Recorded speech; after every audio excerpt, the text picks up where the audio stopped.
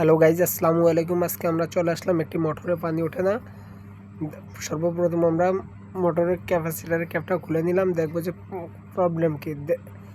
দেখা যাচ্ছে যে ক্যাপাসিটারটা ফুরে গেছে। এখন করণীয় হচ্ছে একটা ক্যাপাসিটার নতুন লাগায় নিতে হবে।